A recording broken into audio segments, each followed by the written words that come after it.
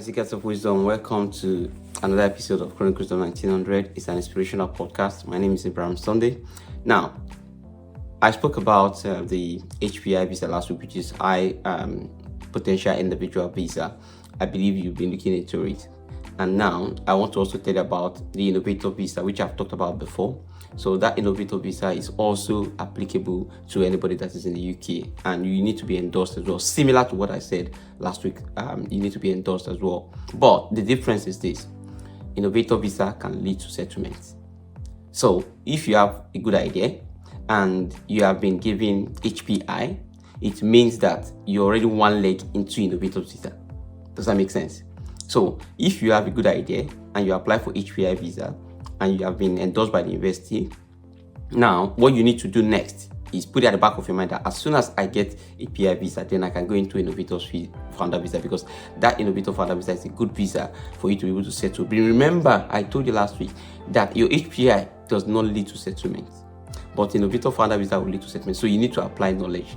Now, there's a lot of situations around the families that I'm going to add to this conversation today. If you are married, you came to the UK as a married couple, and you intend or you are divorcing, now the law is going to be enacted on I think 11th of December. If you divorce your spouse, you're going to be deported. Yes, I'm serious. So you need to read about it and understand it. So if things are not working fine between you and your spouse, and you have come here together, I know so many people are yanking off their spouse from their COS because they are not agreeing and whatnot.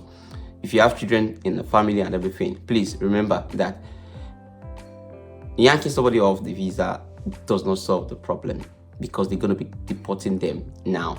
So what you can do is, if you can work it out, work it out. But if you can't work it out, let the person that is a dependent, that is not the primary applicant, look for what they can do.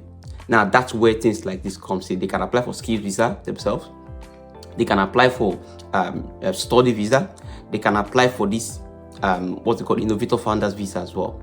Because if they've been doing their business, for example, you come on a care visa with your spouse, and right now, maybe things are not working fine the way you guys want it to work out.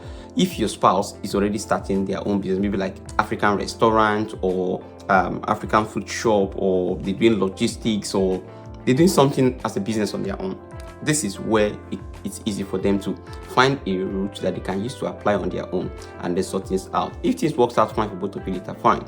But it's an advice for you. If you have your spouse in this country and every one of you are depending on one person that is on a particular skills visa, if that skills visa is curtailed, every one of you are in trouble. So my advice for you right now is that if your spouse is on maybe healthcare visa and you are just dependent, you are not doing anything to find a way, please, 5 years is a long time. And if they have to come and make it 10 years, it's a very long time. So you find a way to stand your own.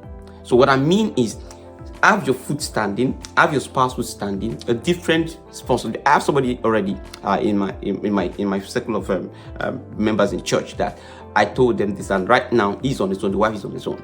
So better for the both of you to have your direct link to 5 years. If you are just going to come on top of it, have your own route to 5 years. Let me have my own route to 5 years. If anything happens to your visa, you can depend on me. If anything happens to my visa, I can depend on you. Don't put all your eggs in one basket. So explore all these options I'm giving to you. Maybe you just graduated from school, or you are still studying and your spouse is already on skills visa and you want to depend on your spouse. Think about having to go on your own and see if things will work out for you. It's better to have option A, B, C, D in the UK than to live with only option A, because one option in the UK can lead to big problem.